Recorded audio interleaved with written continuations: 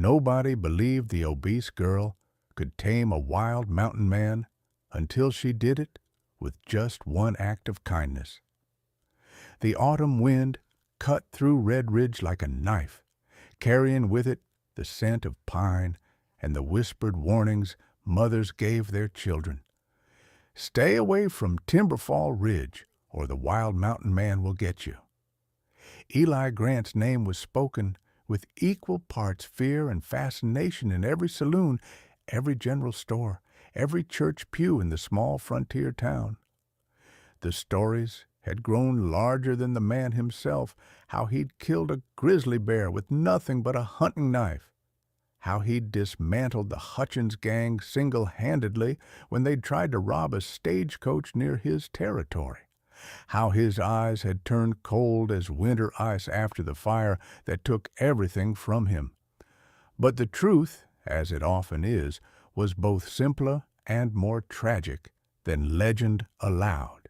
3 years ago, Eli had been a different man, a loving husband to Mary Ann, a doting father to their 6-year-old son Thomas, and a skilled trapper making an honest living in the wilderness. Their cabin had been modest but warm, filled with laughter and the smell of Mary Ann's cooking. Then came that cursed October night when Eli had fallen asleep by the fireplace after a week-long hunting expedition, exhausted to his bones. A log had rolled from the hearth. The dry wood floor caught. By the time he woke, choking on smoke, the flames had already consumed half the cabin. He'd tried. God knows he'd tried. He'd screamed their names until his throat bled, clawed at burning timber until his hands were charred. Neighbors found him the next morning, unconscious in the ashes, his family gone.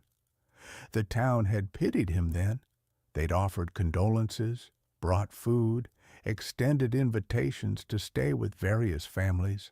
But Eli couldn't bear their sympathy, couldn't stomach the way they looked at him like he was something broken that might never be fixed. More than that, he couldn't forgive himself. The guilt ate at him like a cancer, whispering that he should have died with them, that he deserved to die. So he'd retreated to the mountains, to a half-collapsed trapper's cabin on Timberfall Ridge that no one else wanted. He'd stopped speaking to people, stopped coming to town except for the bare necessities. When he did appear, his beard had grown wild, his eyes haunted, his temper explosive. He'd gotten into fights with men who looked at him wrong, had thrown a merchant through a window for suggesting he needed help. The town stopped reaching out. The pity turned to fear, and fear made them cruel in that peculiar way frontier people could be. They started telling stories that made him less than human, easier to dismiss. Meanwhile, at the other end of Red Ridge's social hierarchy, Clara May endured her own kind of hell. At 23 years old and nearly 200 pounds, Clara was the constant target of the town's mockery. She worked at Henderson's bakery, arriving before dawn to knead dough and staying long after sunset to scrub the floors. Mrs. Henderson paid her half what she paid the other girls and twice criticized every task Clara completed. "Careful, Clara. We'll have no inventory left if you keep sampling the goods," Mrs. Henderson would say with a sharp laugh, though Clara had never taken so much as a crumb without permission. The young men of Red Ridge were crueler still. They would make bets about who could get Clara to believe they were courting her, only to humiliate her publicly when she showed interest. Tommy Bradshaw had once presented her with wildflowers, walked her home, and kissed her hand, then the next day announced in the town square that he'd been dared to court the fat girl for $5, and he wanted everyone to know he'd earned his money. Clara had stopped crying about such things by her 20th birthday. She'd built walls around her heart, thick and high, and told herself that kindness was its own reward, that she didn't need anyone's approval. But late at night, in the small room she rented above the bakery, she sometimes let herself imagine a different life, one where someone saw past her body to the person inside, where she wasn't the punchline to everyone's joke. She never imagined that person would be the one man in Redridge more scorned than herself. It happened on a cold November morning. Clara had risen early to gather firewood from the forest edge. Mrs. Henderson was too cheap to buy proper fuel, and made Clara collect fallen branches to save money. The sun hadn't yet burned through the mist when Clara heard the sound that would change everything, a low, agonized groan coming from the trail that led up to Timberfall Ridge. She found Eli Grant collapsed in the dirt, his left leg twisted at an unnatural angle, blood seeping through his trousers where a bear trap's steel teeth had clamped shut. His face was gray with pain and blood loss, his breathing shallow. Clara's first instinct was to run for help. She turned toward town, ready to scream for assistance, when she saw them a cluster of townspeople had already gathered at the safe distance watching. "Someone help!" Clara called out. "He's dying." "Let him," old Mr. Peterson spat. "World's better off without that animal." "He's a human being," Clara pleaded, tears streaming down her face. "He ain't been human in 3 years," Tommy Bradshaw said, arms crossed. "Besides, probably just waiting for someone to get close so he can kill him. Everyone knows he's gone mad." Clara looked from the crowd to Eli, who had now lost consciousness, his chest barely rising. She thought about all the times people had stood by and watched her be humiliated, degraded, dismissed. She thought about how it felt to be alone, to be considered less than human. She couldn't leave him. At nearly 200 pounds, Clara was strong years of hauling flour sacks and kneading massive quantities of dough had given her a physical power she rarely acknowledged. She knelt beside Eli, whispered a prayer, and with strength she didn't know she possessed, she managed to lever his unconscious body across her shoulders. The trap was still attached to his leg. Each step Clara took sent fresh blood streaming down her dress. Her muscles screamed in protest. The trail back to town was too far, she'd never make it.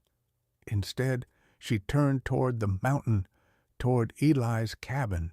It was closer, and if he was going to die, at least he wouldn't die in the dirt like an animal while people watched. The climb nearly killed her. Twice she fell, both times forcing herself back up, refusing to quit.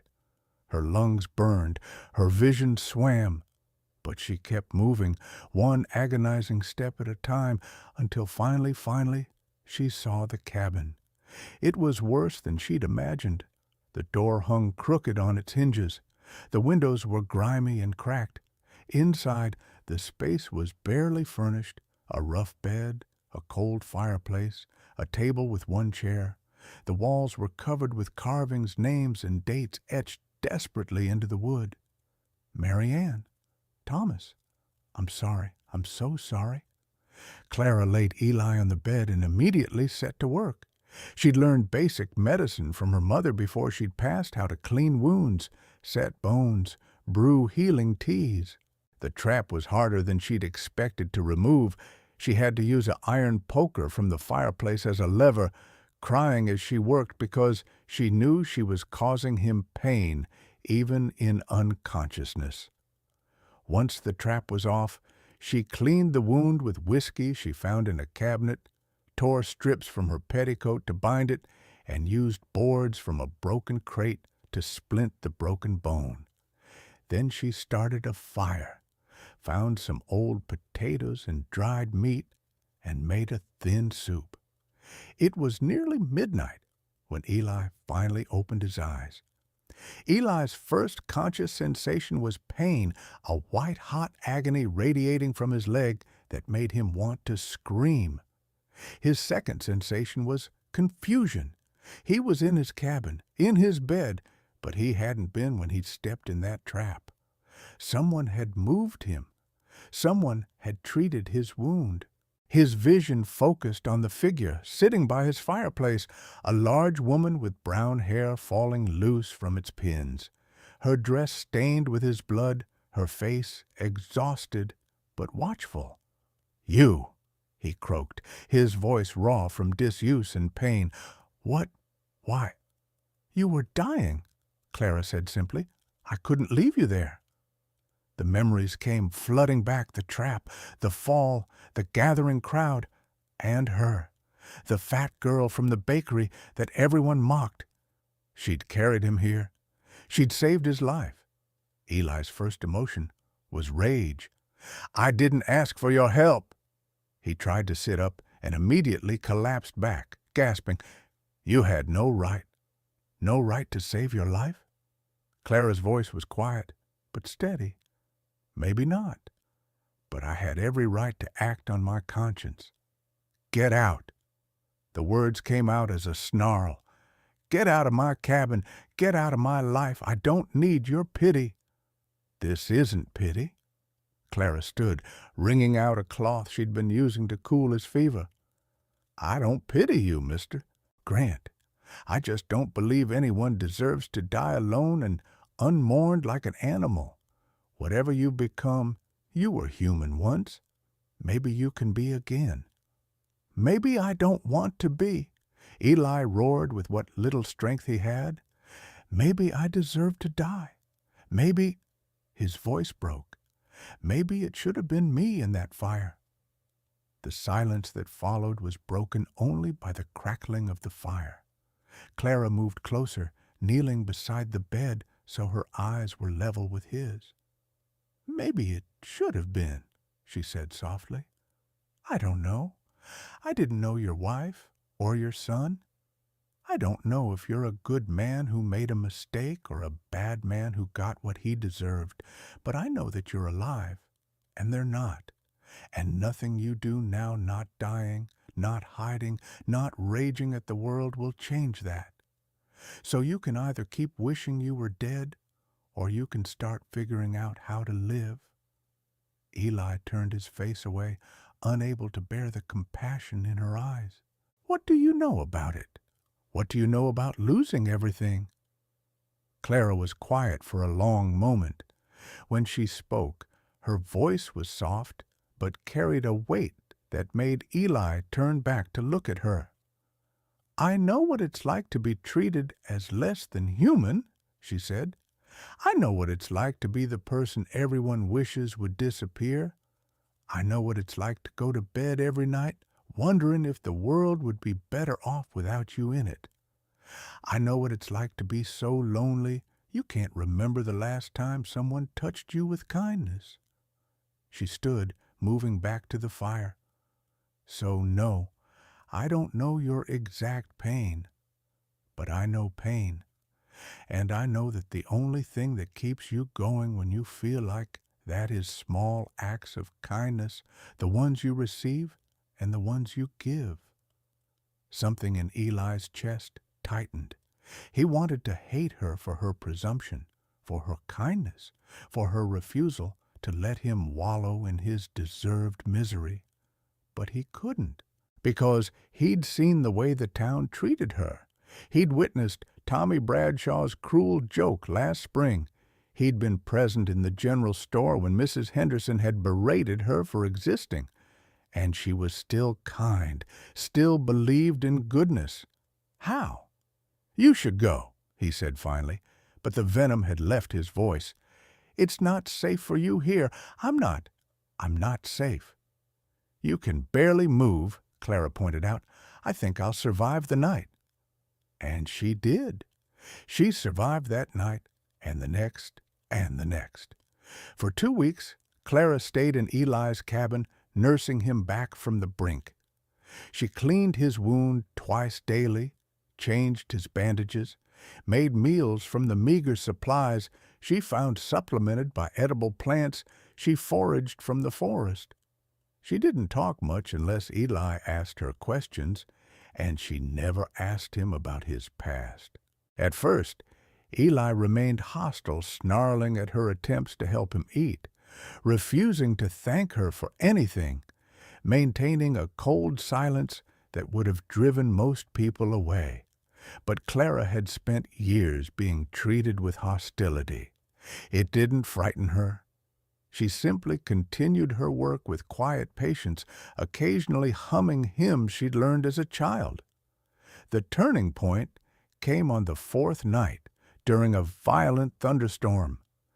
Eli woke screaming from a nightmare, the same nightmare that had plagued him for 3 years.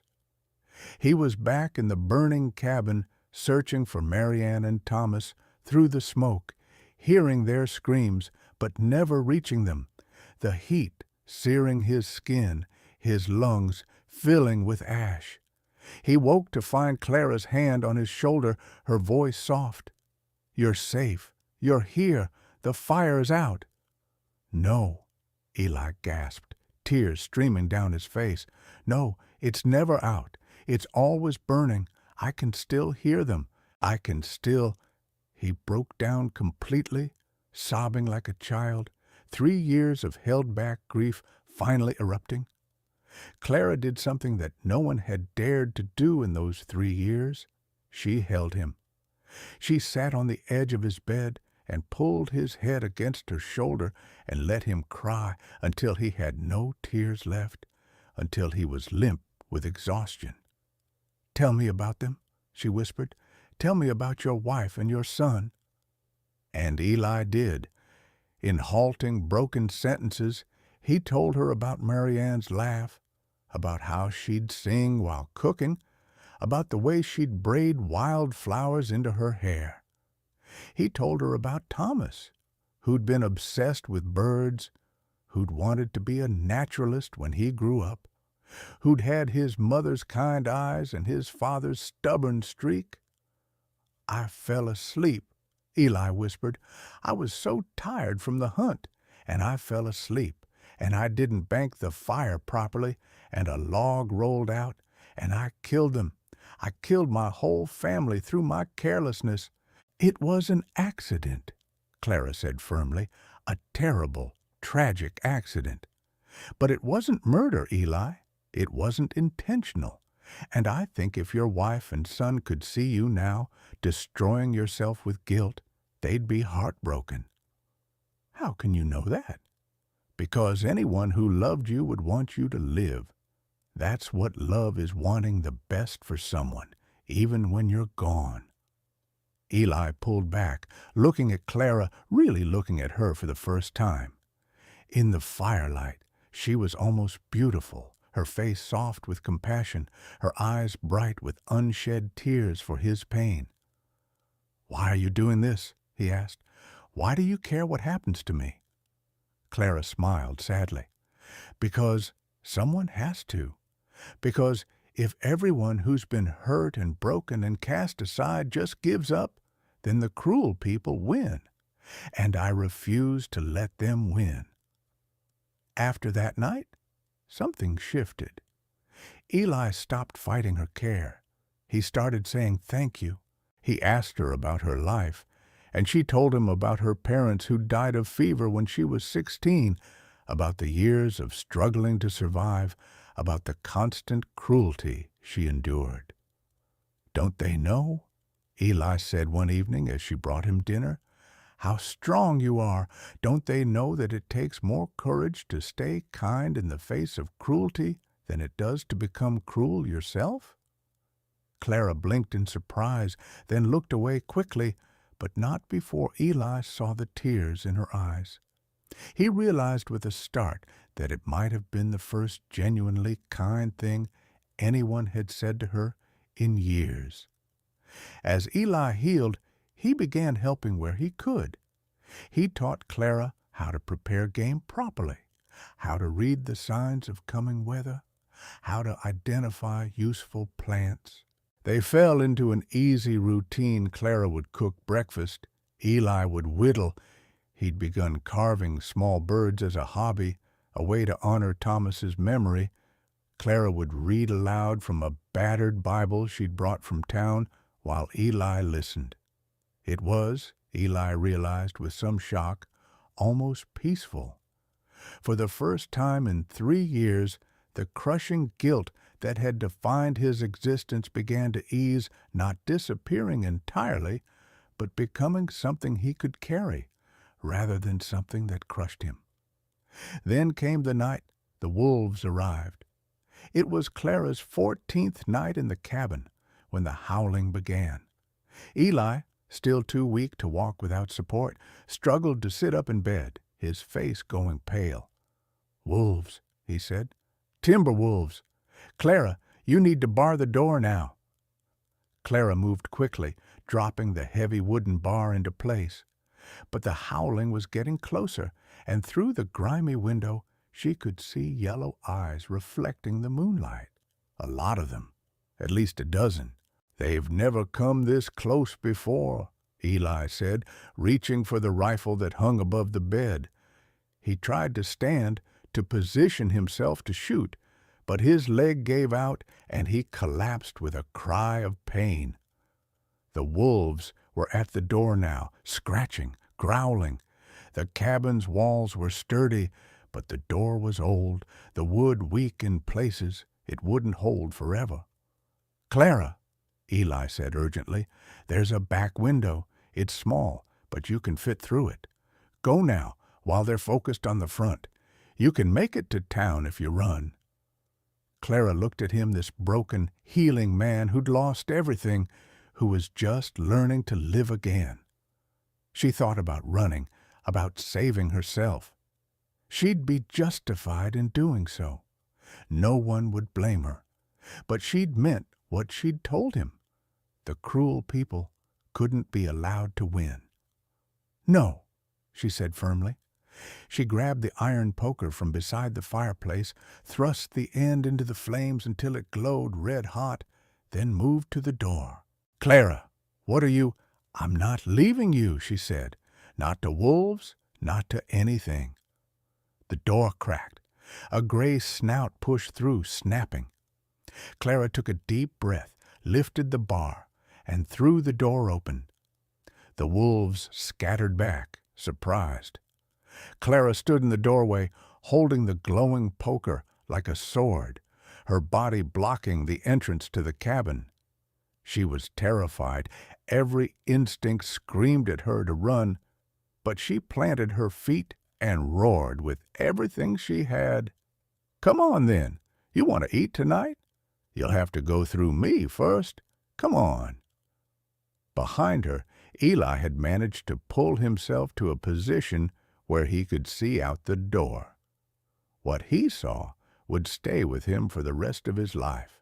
This woman, this kind, brave, impossible woman, standing between him and death, defying a pack of wolves with nothing but a poker and sheer will. Something inside Eli shattered, not the breaking that had happened when he'd lost his family, but a different kind. The walls he'd built around his heart, the ones that said he didn't deserve love or kindness or hope, crumbled, and in their place something new began to grow, not a replacement for what he'd lost, but something entirely different. Respect, admiration, and beneath it all, fragile as a newborn bird, the beginning of love. The wolves circled warily. Clara waved the poker, and sparks flew. She kept shouting, kept making herself large and loud and dangerous. And slowly, perhaps, sensing that this particular meal would be more trouble than it was worth, the pack began to retreat. It wasn't until they disappeared into the forest, until the howling had faded into the distance, that Clara allowed herself to collapse. She fell to her knees in the doorway, the poker clattering from her hands, her whole body shaking with delayed terror. Eli, ignoring the screaming pain in his leg, dragged himself to her. He pulled her inside, closed the door, and wrapped his arms around her. "You foolish, brave, incredible woman," he whispered into her hair. "You could have died." "So could you," Clara managed through chattering teeth. "And I'm tired of death. I'm tired of losing people. I'm tired of standing by while people suffer. I'm tired of—" Eli kissed her. It was clumsy and unexpected and cut off her words mid-sentence. When he pulled back, both of them were wide-eyed with shock. "I'm sorry," Eli said quickly. "I shouldn't have—" "Do it again," Clara whispered. So he did. And this time, it wasn't clumsy at all. It was soft and sweet and tasted like hope. They stayed that way for a long time, holding each other in the firelight, two broken people finding unexpected wholeness in each other's arms. The next morning, Eli made a decision. "I need to go to town," he announced. Clara looked alarmed.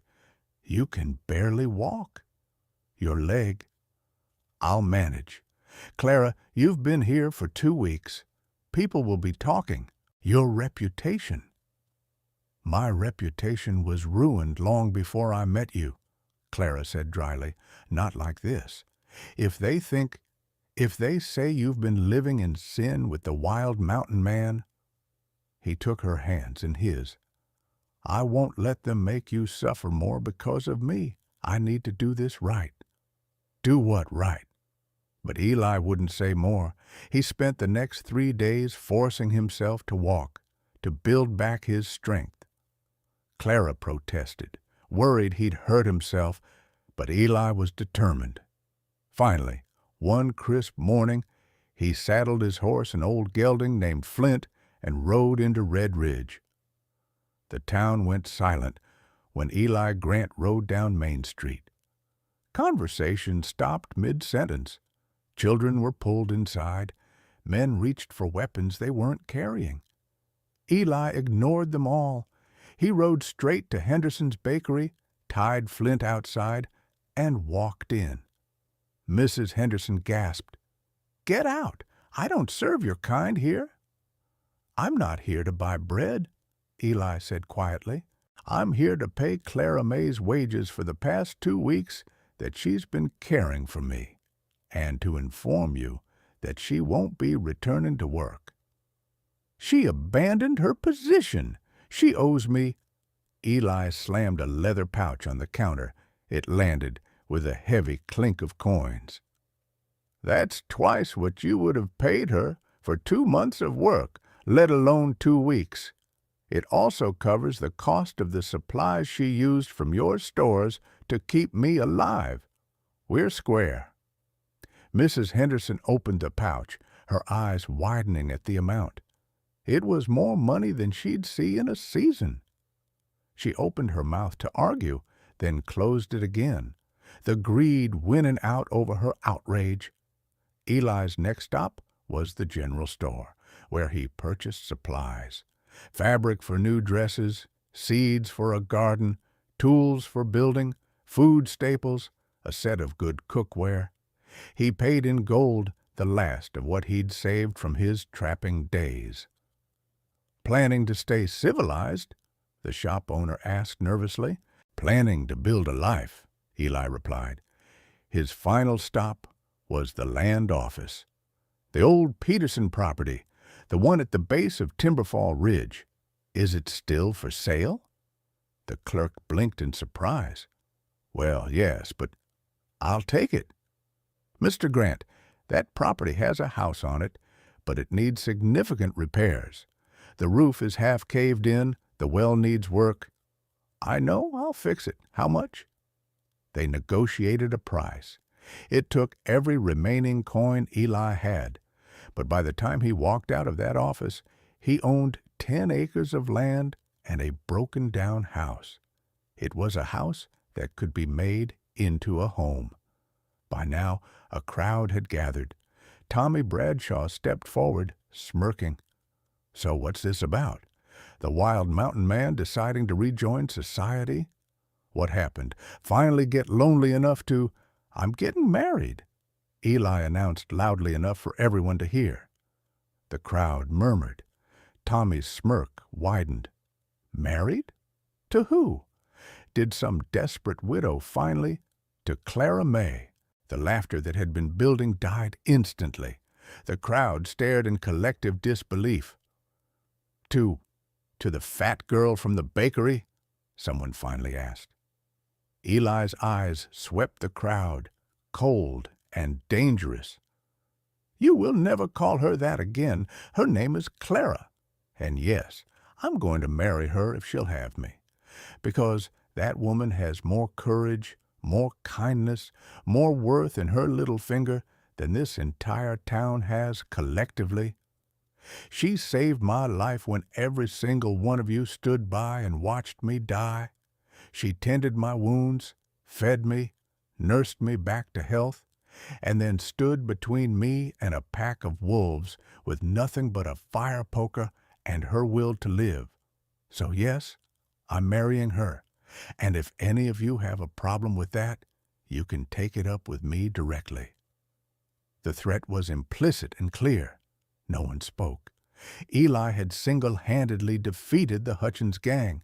He'd survived 3 years alone in the wilderness. He'd earned his fearsome reputation honestly, and everyone there knew it. Eli climbed back on Flint, leading a mule he'd purchased that was now loaded with supplies. As he turned to leave, he paused and looked back at Tommy Bradshaw. You? He said coldly. You're the one who made that bet last spring, who courted Clara for money and then humiliated her publicly. Tommy paled. That was just a joke. We didn't mean, come here.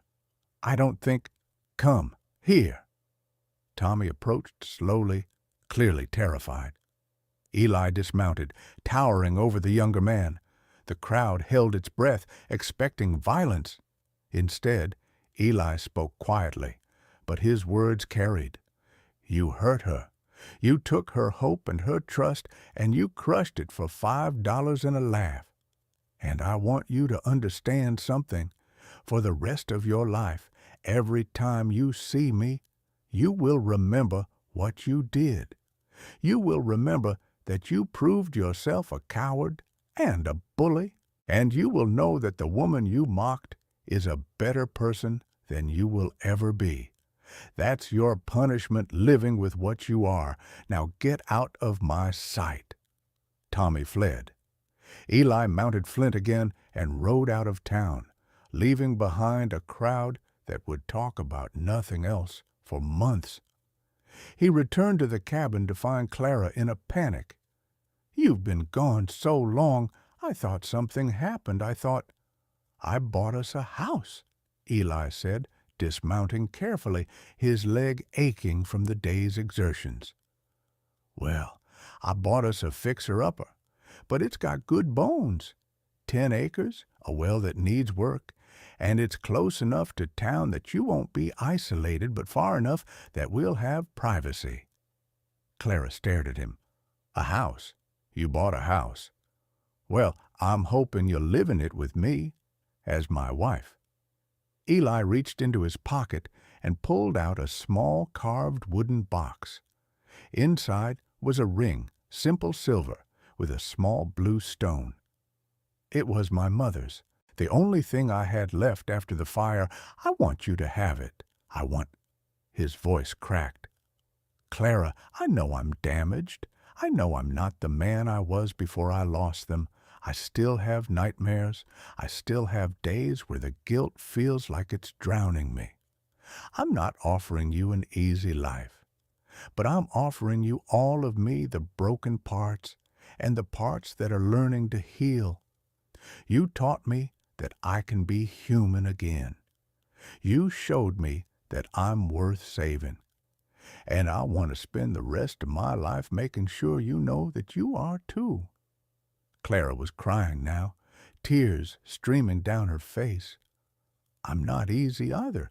I'm fat and I'm stubborn, and sometimes I believe in people even when I shouldn't. I'll probably always be too trusting, too quick to give second chances. Good.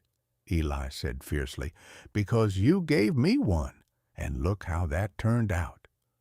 Are you sure? Clara whispered. Are you sure you want this? Want me? The whole town thinks I'm... The town is wrong. They've always been wrong. You are beautiful, Clara May. Not despite your size, not in spite of anything, you just are. You are brave and kind and stronger than anyone I've ever met. And he took a shaky breath. I never thought I'd say this to anyone again after Marianne, but I love you. I love you for seeing me as human when I'd forgotten how to be one, for standing firm when everything told you to run, for being the exact person I needed when I needed her most. Clara threw her arms around him, nearly knocking him over, kissing him through her tears. Yes, she said between kisses. Yes, yes, 1,000 times yes. They were married a week later by the traveling circuit preacher who passed through Red Ridge. The town was invited, though most chose not to attend.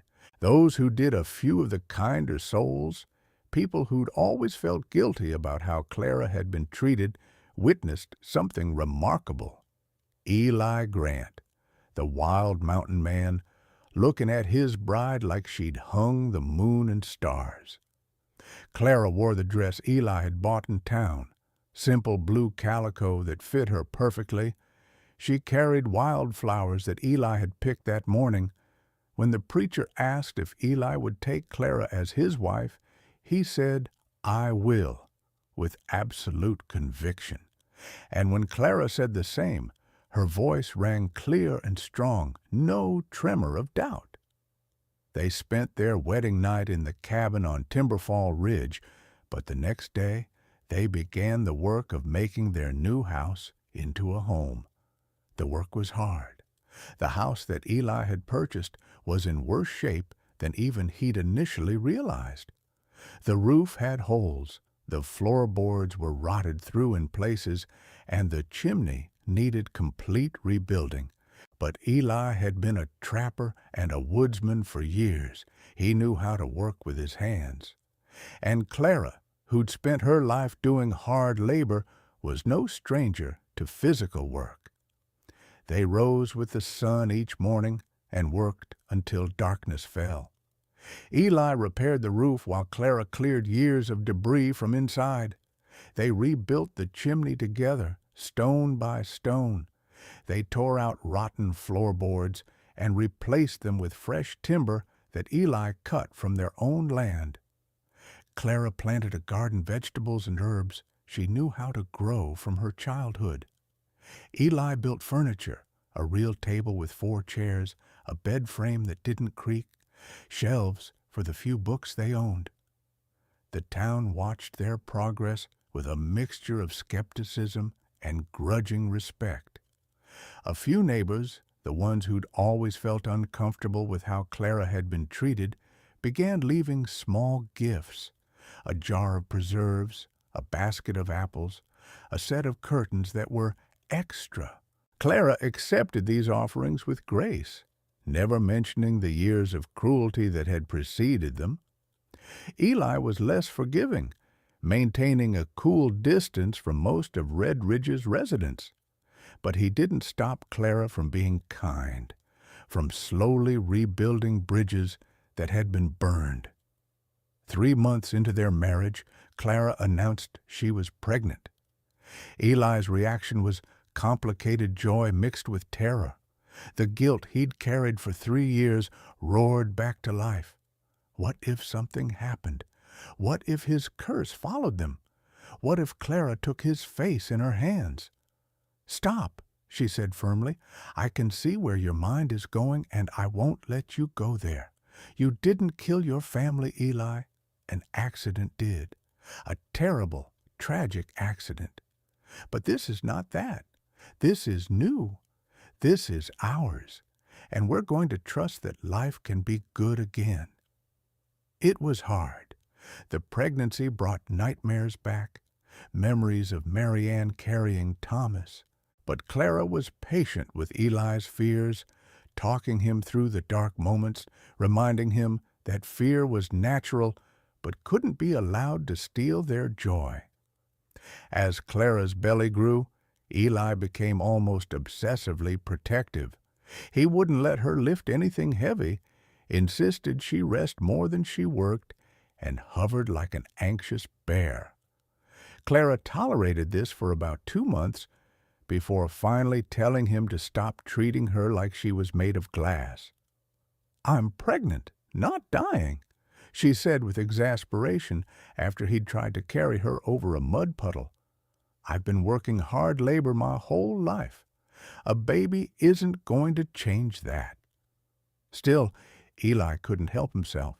He built a cradle from cherry wood, spending hours sanding it until it was smooth as silk.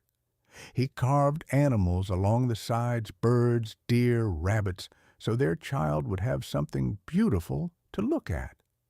He reinforced every inch of the house, checking and rechecking for hazards, for anything that could cause harm. The birth, when it came, was difficult. The traveling midwife who attended had to work for 12 hours, and there were moments when Eli, waiting outside at the midwife's insistence, thought he might go mad with fear. He paced like a caged animal, praying to a God he wasn't sure he believed in anymore, bargaining and pleading. When the baby's cry finally split the air, Eli nearly collapsed with relief. The midwife emerged, smiling. "You have a daughter. Both mother and baby are healthy." Eli entered the room to find Clara exhausted but radiant, holding a tiny bundle with a shock of dark hair. She looked up at him with tired eyes. "Come meet your daughter." The baby was so small, so impossibly fragile. Eli was terrified to hold her, convinced he'd break her somehow. But Clara guided his hands, showed him how to support the tiny head, and suddenly he was holding his daughter.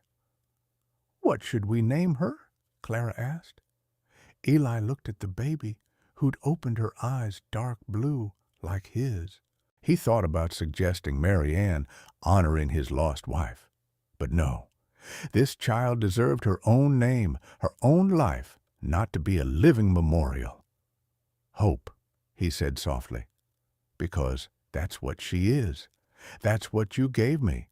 Hope that life can be good again." "Hope Grant," Clara said, smiling. "I like it." Watching his wife hold their daughter, Eli felt the last piece of his broken heart slide back into place. It wasn't the same heart he'd had before the scar tissue from his loss would always be there. But it was whole again, capable of love and joy and all the messy, complicated emotions that made life worth living.